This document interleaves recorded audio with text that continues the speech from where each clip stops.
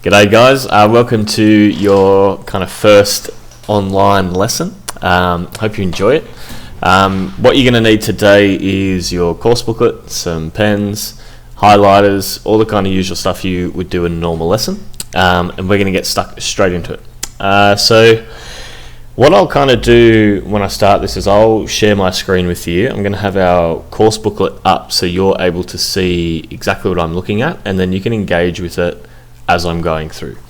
So what I want you guys to do at the start of each lesson, and I'll start with you, is go to your contents page. And what I want us to start doing is, now that we've done some of the introductory stuff, we're going to actually move on to the core syllabus dot points. Okay, so underneath each lesson, you'll find those core dot points that are here. Now these are reflected in the syllabus as well. I've just put them here so that once we're done, we can cross them off and date them. So we're going to start on lesson 2 today. So what I want you guys to do is highlight lesson 2 and highlight the dot point here.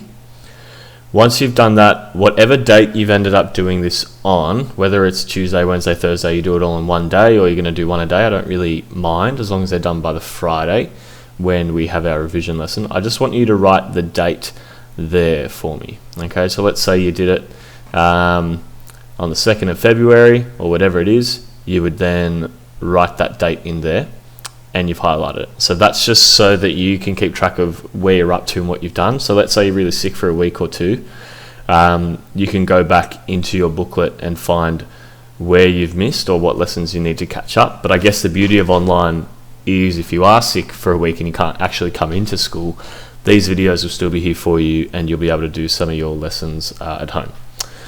Okay, so with that being said, we're going to look at lesson 2 today, so we can find that on page 8. So we're going to go down to page 8, which is lesson 2, which is here. Now, we're going to be looking again at the fundamental course concepts here today. So you may or may not already be sick of them. But if we go up to our framework here again, just remember that it is a really key and important area for our course, and these concepts and core concepts don't change from year 11 to 12, so it's absolutely essential that we know them back to front. Okay, and I've put it in bold and italics here. It is absolutely essential. So it's essential because every single school assessment, major work and HSC marking rubric, so every single one of those things are going to assess your understanding of core course concept. So in your HSC, there's always a dot point in the marking criteria. In all our assessment, there's going to be it in it. In the PIP, it's going to be in it. And it always assesses how well you integrate and incorporate concepts within your writing and how well you understand them. Again, all the multiple choice, you need to understand the concepts that they're asking you so that you're able to answer it effectively. And then when you're writing your extended and short answer responses, it's really important that you can show and demonstrate your understanding of these concepts. So that's why we're giving it even more attention than we already have here today. So our first one is persons. So my idea behind this with each lesson is, as I'm kind of talking you through these points, you guys are to go along with me and read along with me. And if I might highlight really key impacts, really key information, and then you guys can mimic that and highlight that in your book as you go as well. So that's a really good sort of strategy that we're going to do as well. If I highlight a bit and I might understand, or say I know in class we've already done it, if I highlight a certain word and I talk about what that word means, I would be expecting you guys to draw a little arrow to the side and annotate what that means. Or if I'm talking a bit off script that's not here and you want to write some of those notes, you can do so down the side. It's all really up to you how you engage with them. But when I am marking these and signing off of them, I will expect to see that you guys are engaging with these notes. I don't just want to see a blank page, because then you'll get the thumbs down. Okay, so I really need to see that you're highlighting and annotating these as you go, because that's going to really improve your understanding of the content. And you're making it relevant to you that way as well. So it's going to stick in your brain a bit longer too. So without further ado, let's get started. So persons is the first one we're going to look at today.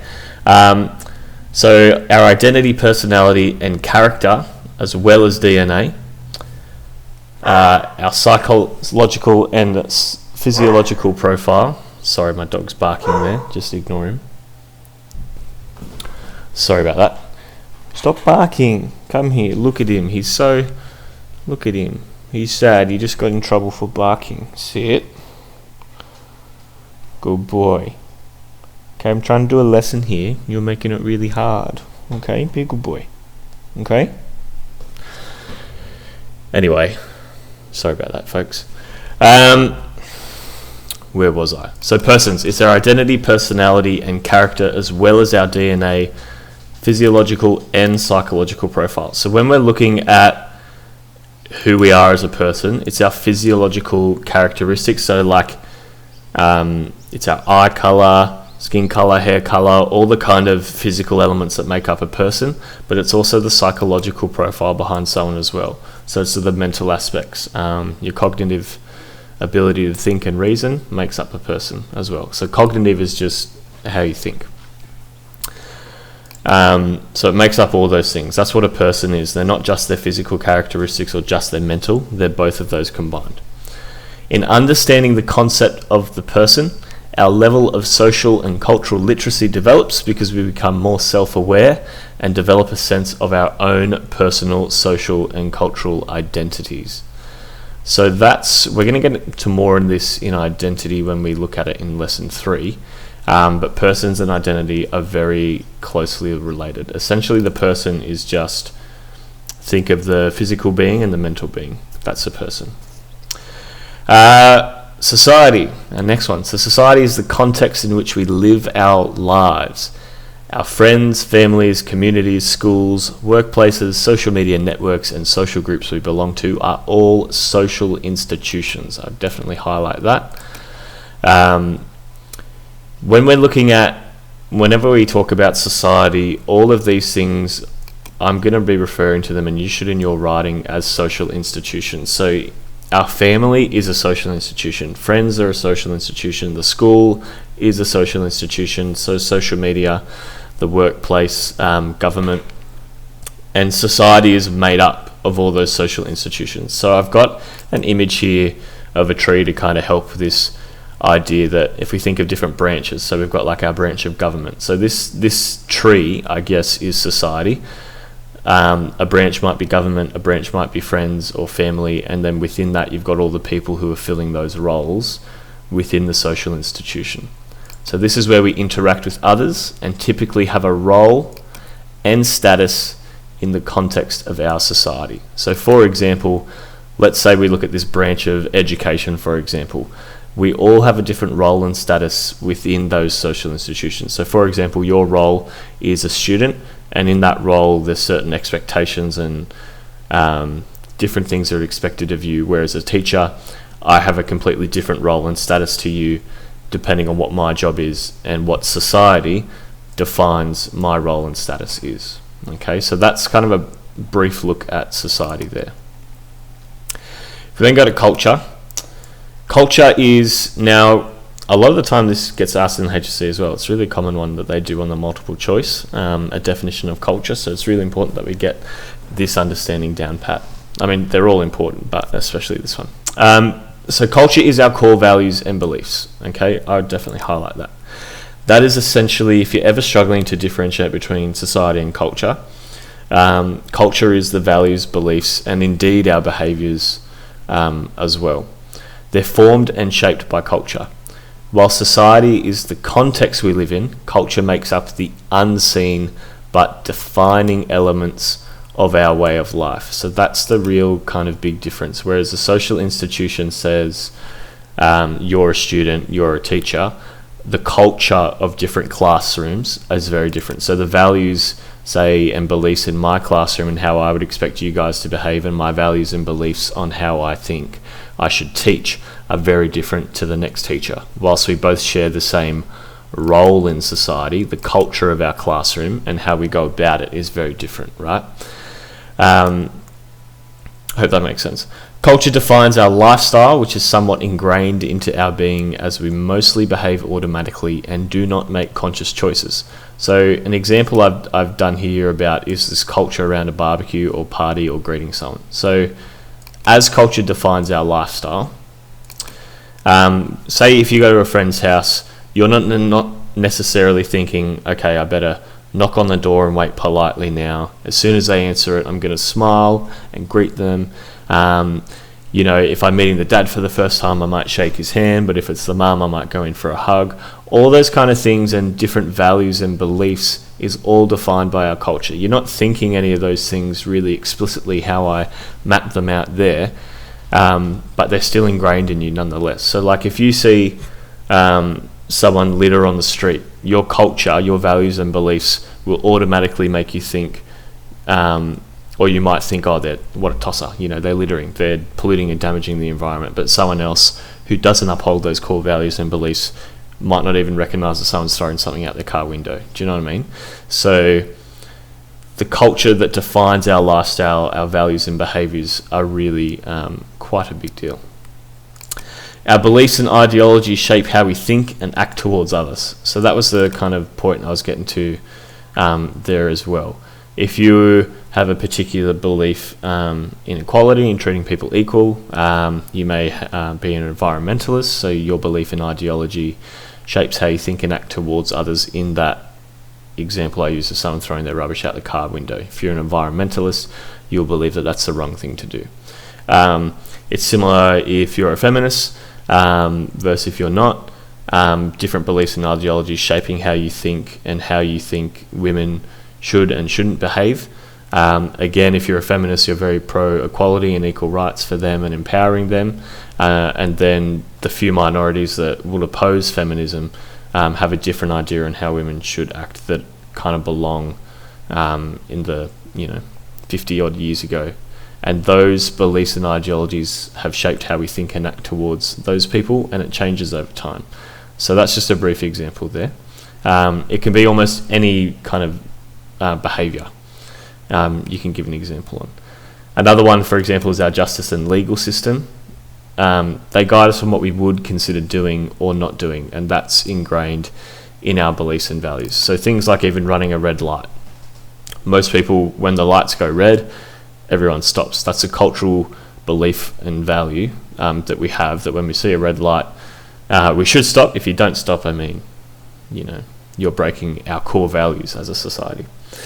Our environment's our next one. So this is our physical setting. Okay, so I want you to highlight that. It's about our physical setting. That's what environment is looking at.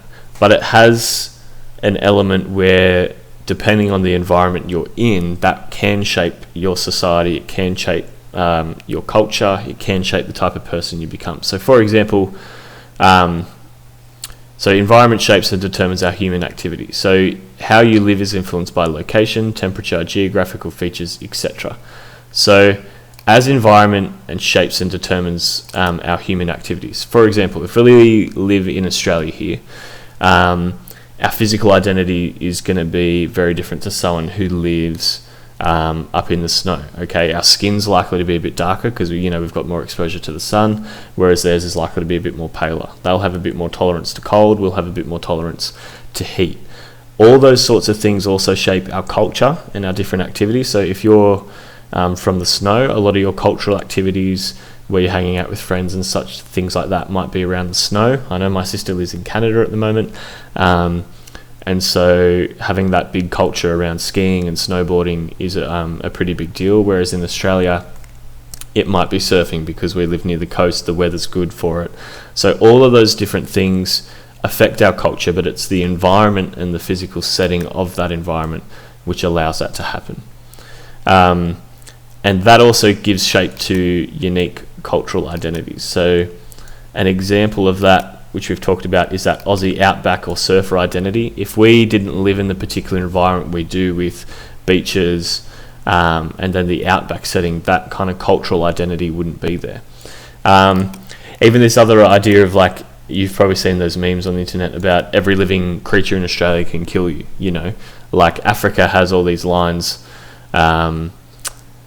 and kind of other deadly beasts that can kill you, whereas in Australia ours is all little snakes, little insects and bugs, like funnel webs, for example.